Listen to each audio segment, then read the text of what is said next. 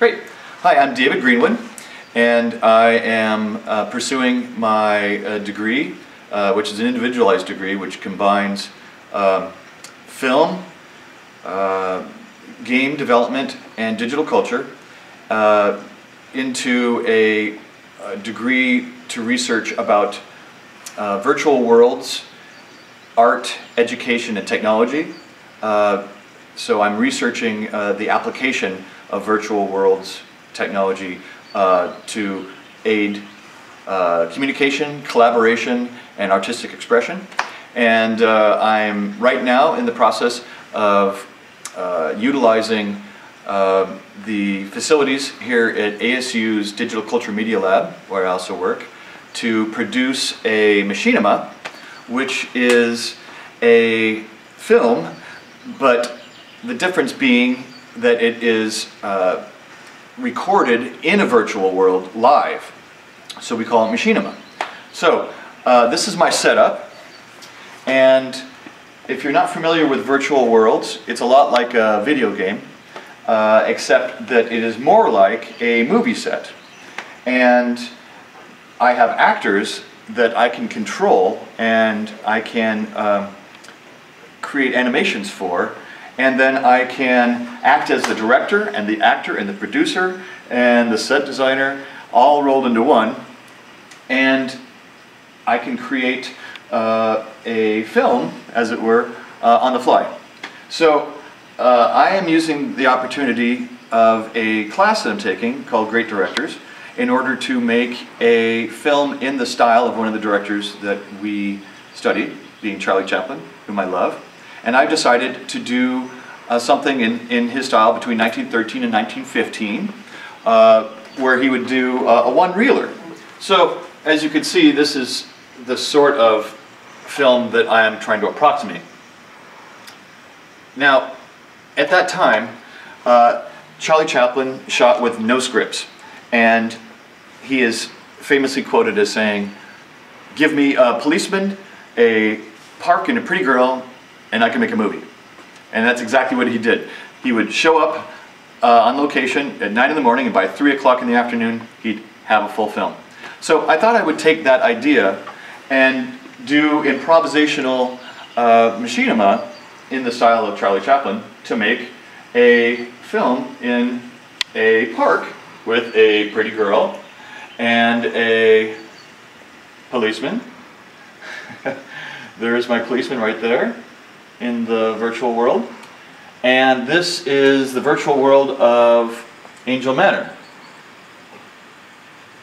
As you can see, it's pretty vast, but of course virtual worlds in general are so limitless that no one has ever seen the extent of Second Life, and nobody ever will.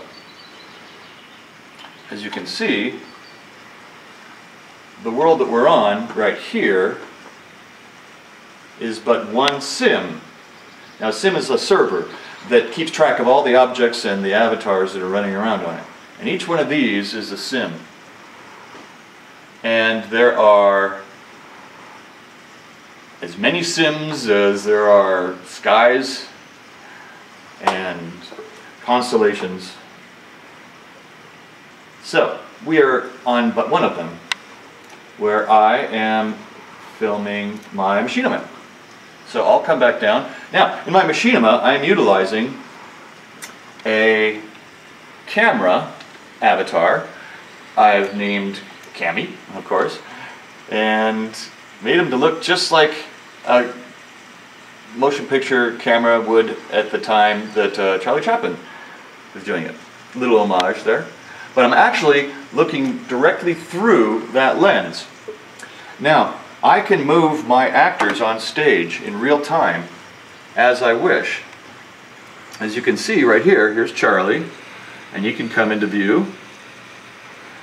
And then I can grab another avatar, and I can have them interact.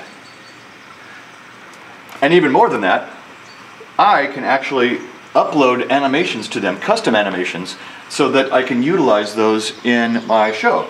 Now, how I do that is I take motion capture information that was generously provided by Carnegie Mellon University. And then I reconfigure their information to conform with Second Life's requirements. So I use a program called BVH Hacker, which retargets all of the joints. Now, Carnegie Mellon shot theirs at 120 frames a second. We break it down to 30 frames a second, reconfigure the joints and rename them, and throw in a T-pose, which is necessary for Second Life, and then save it as a BVH file, upload it, and then I can also combine that with others to make sequences, which I can map to buttons. So this coup de sang jeté en torrent is now uploaded to Charlie, and I can make Charlie, as you can see, I've uploaded it and adjusted his facial features and hands. Right now we're limited to a very small amount of expressions and hand poses, but the next generation of virtual worlds will allow for full capture in real time of people's hands and facial gestures. But for now, I am limited to what I can do in Second Life. So here's Charlie, and I'll make him do the dance that you just saw there. I think I have to turn him backwards by hitting a button that I have mapped it to. Oh, alright, so there he is. He's off to the side there. Just like the animation that you saw over here at BVH Hacker. I believe that if I turn his back to you, he'll actually come and dance towards you. There we go. At the same time, I can make her laugh or demure. So there's a limitless possibilities. It just takes time and effort. And I have also approximated the same resolution that Charlie Chaplin shot with. He shot in 1:33 to 1 and 35 millimeter. And I've approximated that size here. So I use a program called Bandicam, which allows me to record in real time their actions, and then it's just with a keystroke. So I hit this and I'm recording, and then whatever I do here is recorded, and then I simply go into where it is. And I think it's here. Well, let's see here. Where would it be? I don't know. Oh, Thursday shoot. That's right. Okay. So here it is. Voila. Which you just did. Okay.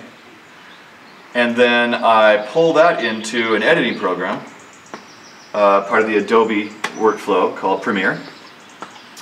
And I can start to cut my movie. Now here is shooting that I did last week.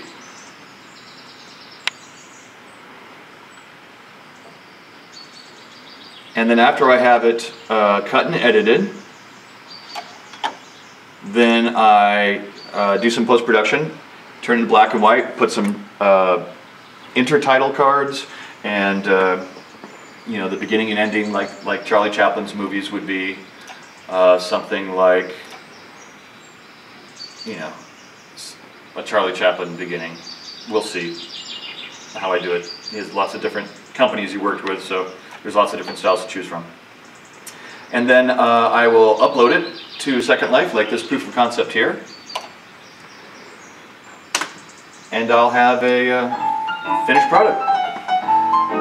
Of course, the Bandicam will be taken out.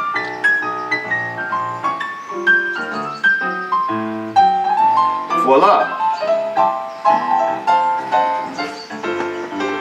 Machinima, a la 1913 Charlie Chaplin. Well, thank you very much for watching my little spiel about my research and what it is that I'm doing with my time, money, and resources available to me only here at ASU Digital Culture and School of Art Individualized Focus program. Thank you.